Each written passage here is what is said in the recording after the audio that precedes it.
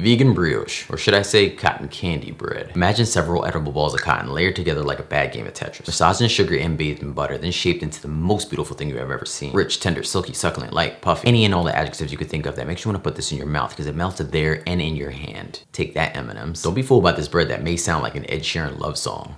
This is the bread of all breads. Let me show you how to make it.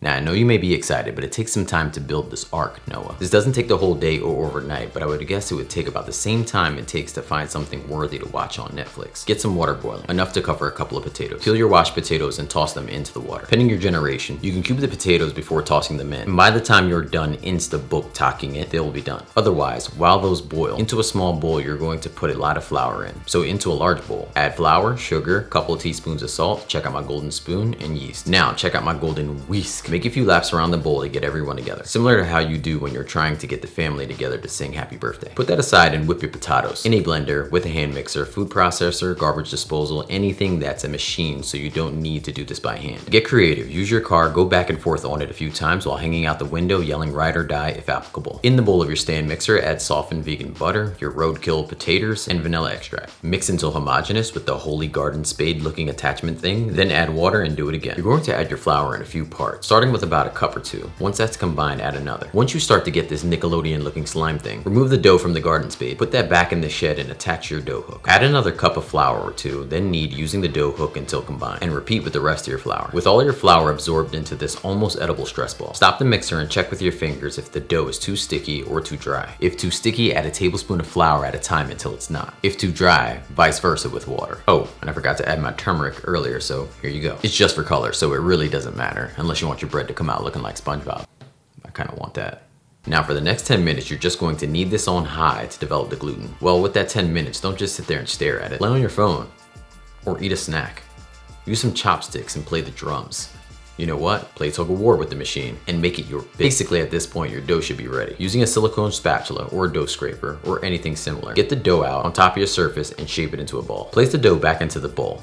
Wait, what are you doing? Oh, okay. Oil it first, smarty pants, and either cover it with a damp towel or place it in a plastic bag that's still laying in your entry from the last Amazon package for about 60 minutes or until doubled in size. Once doubled in size, punch it down, just go after it. Show it who's boss. Then get it back out onto your surface and roll it back into a ball and back into the bowl to let it rise again. Prep your baking pans, and if you're anything like me, a solid hour should go by because you and ripping parchment paper straight just never see eye to eye. After the second rise, get the dough onto the counter and punch it.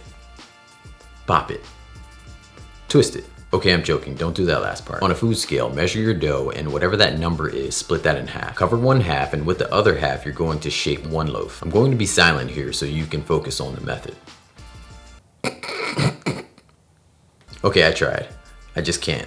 The silence is killing me. Cut your dough into 3 evenly sized pieces. Take a piece and fold the corners up to make a teardrop looking shape. Flip the dough over and press it down to get it as flat as you can. Starting with the left or right side, fold it into the middle and push it down to seal. Now do the same steps with the opposite side to overlap the dough pieces. With the side closest to you, start rolling the dough up towards the other end as tight as possible. Once at the end, use your fingertips to squeeze and seal the log. Place the log into the pan and repeat with the rest of the dough. Okay, really, I'm going to be quiet here. Here's the same exact thing from a different angle.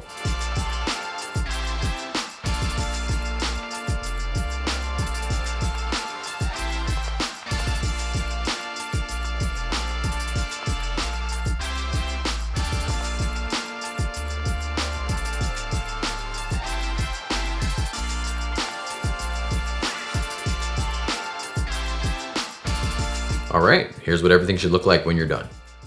Uncover your second half and divide that into 6 equal pieces. Same as before, you're going to form the dough into small teardrop shape. This time you're going to flip the dough over and use your palm to push the dough into the counter in a circular motion to mold the dough into a spherical shape. Repeat this process with all 6 pieces while staggering each piece into the dough pan as you place them. Here's a visual to help make sense of what it should look like in the pan. Cover these guys up with your reusable trash bag and allow it to rise again until the dough has slightly domed over the pan. When these guys are ready, you're going going to brush this potion that you see me holding all over the top of the buns. Made of the rarest of rare maple syrup that you can find in a surplus at your local grocery store, and melted dairy-free butter. This gin and juice is gonna help you get that beautiful color that you see on top of bakery-style buns. Now pop these into the oven, and if all goes well, you too have now created the infamous cotton candy bread, aka the most incredible vegan brioche.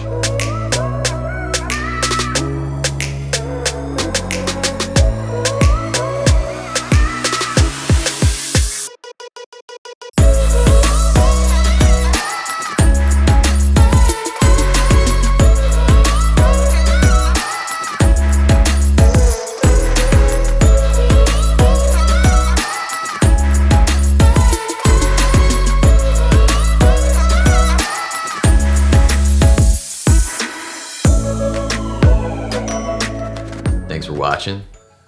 Believe in good. Peace.